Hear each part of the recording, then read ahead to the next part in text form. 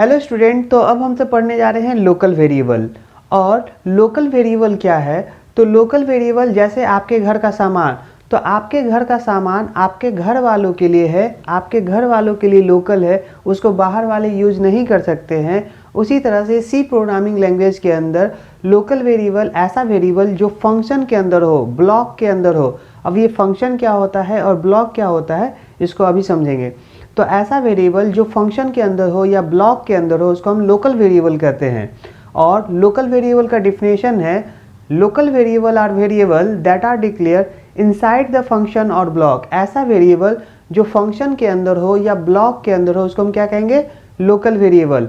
और it scope within a block, इसको हम उसी ब्लॉक में यूज कर सकते हैं जिस ब्लॉक में उसको डिक्लेयर किया गया है। जैसे आपके घर का सामान, तो आपके घर का सामान आपके घर में डिक्लेयर है और उसको घर के ही लोग यूज कर सकते हैं, बाहर के लोग उसको यूज नहीं कर सकते हैं। तो उसका स्कोप कहाँ है? उसका स्कोप उसी घर में है। इसी तरह से लोकल वेरिएबल को जहाँ डिक्लेयर करते हैं वहीं यूज करेंगे, उसके बाहर हम नहीं यूज कर सकते हैं। और एक प्रोग्राम देख के हम समझते हैं कि लोकल वेरिएबल को कहाँ डिक्लेयर किया जाता है और कैसे हम उसको यूज करते हैं। तो यहाँ पे आपको लिख रहे हैं hash include include stdio.h hash include hash include include conio.h void main।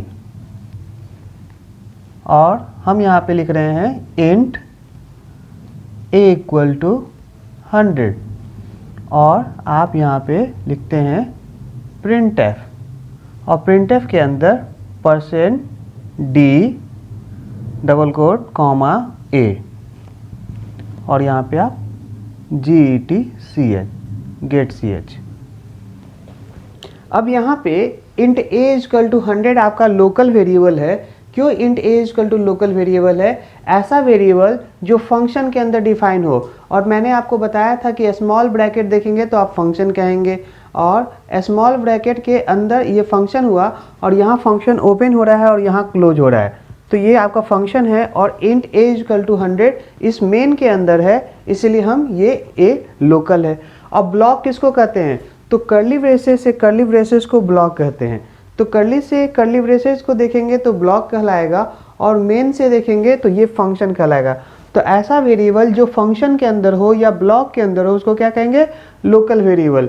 और int a equal to 100 local है, तो इसको यूज हम इसी ब्लॉक के अंदर कर सकते हैं, इस ब्लॉक से बाहर नहीं कर सकते हैं। और हम इंटीजर के वैल्यू को प्रिंट करने के लिए %d का यूज करते हैं। तो यहाँ %d और %d इंटीजर का वैल्यू को प्रिंट करेगा और a का इंटीजर वैल्यू 100 है, तो ये आपको 100 प्रिंट करके देगा। ठीक है, तो इसको हम करके देखते हैं। और इस प्रोग्राम को हम टर्बो सी पे भी करेंगे और देव पे भी करेंगे।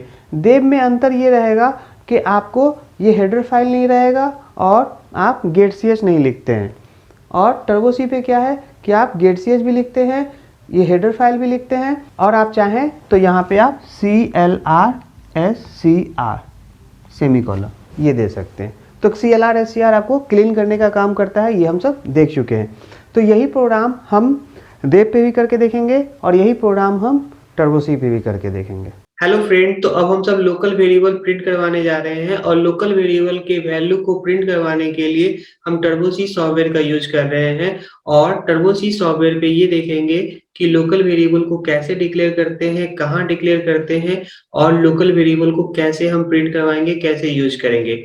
इसके बाद हम Dev C plus plus software पे लोकल वेरिएबल को डिक्लेयर करना सीखेंगे और लोकल वेरिएबल को प्रिंट करके देखेंगे। तो सबसे पहले हम टर्बो सी पे डबल क्लिक करने जा रहे हैं। तो ये देखिए आपको नीचे में Turbo C plus plus software लिखा हुआ है, इस पे जब आप डबल क्लिक करिएगा तो ये आपका टर्बो सी सॉफ्टवेयर ओपन हो जाएगा।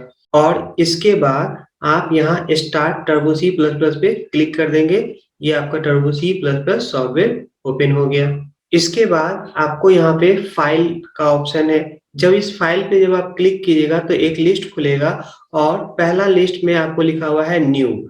और जैसे ही आप इस न्यू पे क्लिक करेंगे तो आपको एक न्यू पेज ओपन होगा जिसपे आप सी के प्रोग्राम को लिख सकते हैं। तो हम इस न्यू पे क्लिक करके हम न्यू पेज ओपन कर लिए और अब हम यहाँ पे सी के प्रोग्राम को लिखने जा रहे हैं और ये सीखेंगे कि लोकल वेरिएबल को हम टर्बो सी सॉफ्टवेयर पे कैसे डिक्लेयर करते हैं और कैसे प्रिंट करते हैं। तो अब हम सब प्रोग्राम लिखने जा रहे हैं। हैश include include stdio.h, उसके बाद हैश include include conio.h, फिर उसके बाद आपको लिखा हुआ है void void main curly braces और यहाँ हम लिख रहे हैं int a equal to 100 semicolon और हम यहाँ पे printf लिखने जा रहे हैं और printf double quote %d double quote comma a bracket semicolon, इसके बाद get ch आपके आउटपुट को रोकने का काम करता है और कर्ली ब्रेसेस और यहाँ पे int a इक्वल टू 100 मेरा लोकल वेरिएबल है और लोकल वेरिएबल का आपको डिफिनेशन बताए थे। Local variable are variable that are declare inside the function और ब्लॉक। ऐसा वेरिएबल जो फंक्शन के अंदर हो या ब्लॉक के अंदर हो उसको हम लोकल वेरिएबल कहते हैं।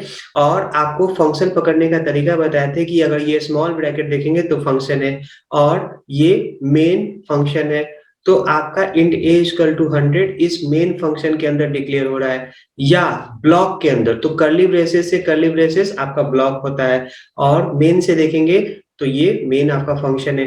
तो ऐसा वेरिएबल जो फंक्शन के अंदर हो या ब्लॉक के अंदर हो उसको हम लोकल वेरिएबल कहेंगे और ये int a इक्वल टू 100 आपका मेन फंक्शन के अंदर है, तो ये लोकल a इक्वल टू 100 आपको मेन फंक्शन के ही अंदर यूज होगा, मेन फंक्शन से बाहर नहीं यूज होगा। और मैंने आपको ये भी बताया है कि %d आपको इंटीजर वैल्यू प्रिंट करता है और %d a के वैल्यू को प्रिंट करेगा और a क्या है आपका इंटीजर है और a का वैल्यू क्या है 100, तो %d a के इंटीजर वैल्यू को प्रिंट करेगा और a का वैल्यू 100 है, तो ये आपको %d इंटीजर वैल्यू को प्रिंट करने का काम करता है। और मैंने आपको बताया था कि इंटीजर के वैल्यू को प्रिंट करने के लिए %d का यूज करते हैं, उसी तरह से लॉन्ग के वैल्यू को प्रिंट करने के लिए %ld का यूज करते हैं और फ्लोट के वैल्यू को प्रिंट करने के लिए %f का यूज करते हैं, डबल के वैल्यू को प्रिंट करने के लिए %lf का यूज करते हैं और कैरेक्टर के वैल्यू को प्रिंट करने के लिए %c का यूज करते हैं।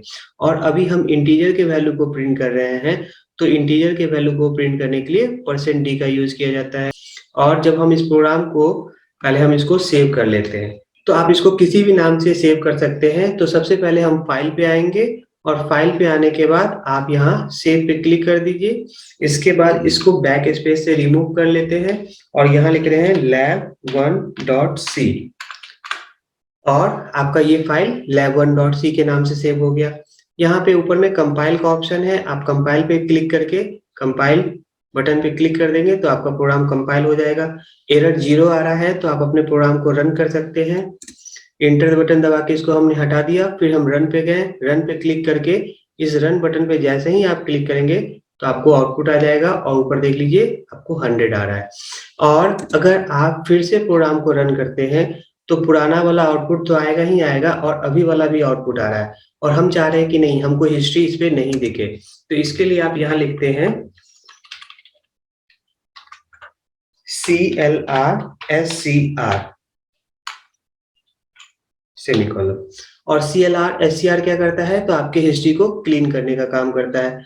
तो रन पे गए, अब हम रन पे जब क्लिक करेंगे तो आपको आउटपुट आएगा 100 और हिस्ट्री नहीं दिख रहा है।